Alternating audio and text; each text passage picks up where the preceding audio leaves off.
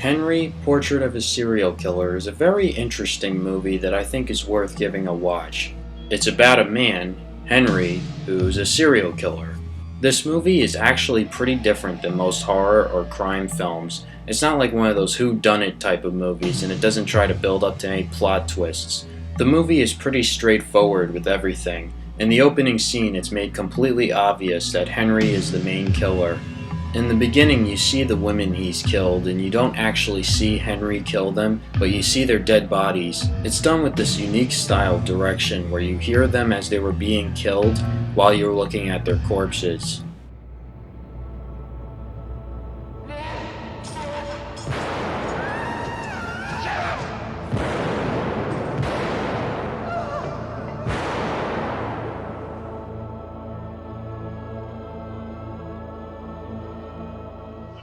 Even though this movie is called Henry, Portrait of a Serial Killer, Henry isn't the only killer in the movie. He shares an apartment with his friend Otis, played by Tom Tolles, and he's actually worse than Henry. He's a complete scumbag who makes you uncomfortable throughout the entire movie. He's always doing something perverse and he can't seem to control his actions. What's really weird is that Henry becomes sort of like a mentor to him and is mostly trying to teach him how to not get caught when killing. I guess because he's too stupid to handle himself and needs to learn from a trained psychopath like Henry. There's some really weird scenes where Henry acts like his parent. So Otis picks up his sister, Becky, from an airport because she left her husband who abused her and now she needs somewhere to stay. We can already tell that she's in a far better situation, right? At first it just seems like innocent brother-sister bonding. Keep in mind, she's not yet aware of what her brother is or does. Later, Otis introduces her to Henry. She becomes interested in Henry and I guess attracted to him as well. There's a scene where they both play cards when Otis isn't around, and they both share childhood memories where their parents did horrible, unimaginable things to them. It makes me uncomfortable every time I watch it. Then Henry tells her that he killed his mother at age 14. It's funny that she doesn't seem to be at all disturbed by this. I feel like I know you. Like I've known you for a long time. I feel like I've known you forever and ever.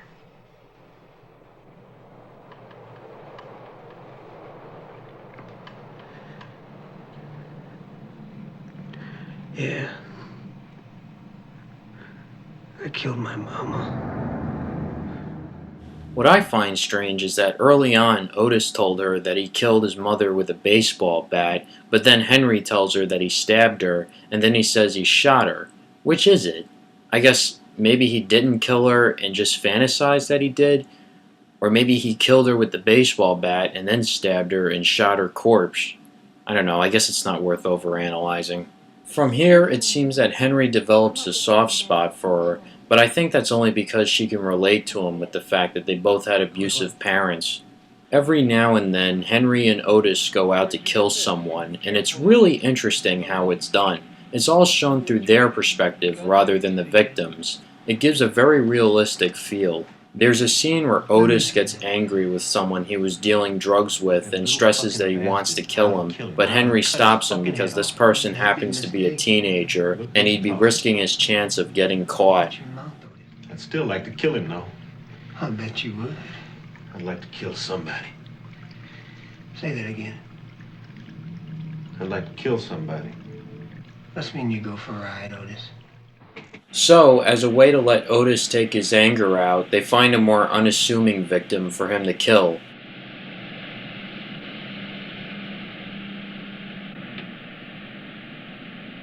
You guys need any help?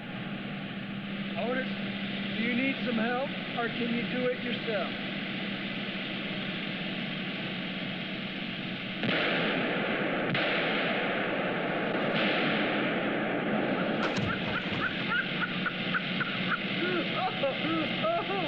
Feel better? Yeah. Basically, he feels better for killing someone when he was mad at someone else. It's actually fascinating because it shows how psychopaths operate and how they have no sense of morals or boundaries. There's a very disturbing scene where they break into a family's home and murder them. It's all shown through the perspective of a video camera because Henry was videotaping the whole thing. It's easily the most shocking scene out of the whole movie, and it kind of reminds me of a scene in A Clockwork Orange. What makes this scene so horrifying is that it's not unlikely for something like this to happen in real life. I kind of wish that they made horror films like this more often. It seems like the only horror films you see nowadays are remakes, torture porn, or a bunch of Exorcist and Amityville horror ripoffs. And by that I mean there are too many movies that use haunted house ghost stories or religion as their main scare tactic. But with a movie like Henry, Portrait of a Serial Killer, there's more depth to it. It's a psychological piece that uses realism as its scare tactic. The fact that there are people out there like Otis and Henry is scary enough. In fact, the movie is actually loosely based on real-life serial killers Henry Lee Lucas and Otis Toole, but I'm not going into detail with that. The way I found out about this movie is because I was watching Siskel and Ebert's review on Silence of the Lambs, and they kept comparing it with this movie.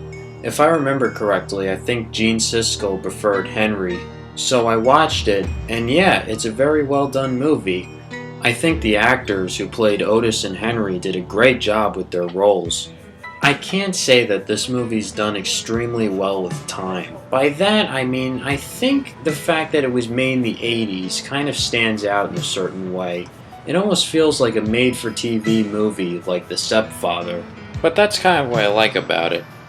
That's really all I have to say about this movie. If you're in the mood to watch something dark and disturbing, then check it out.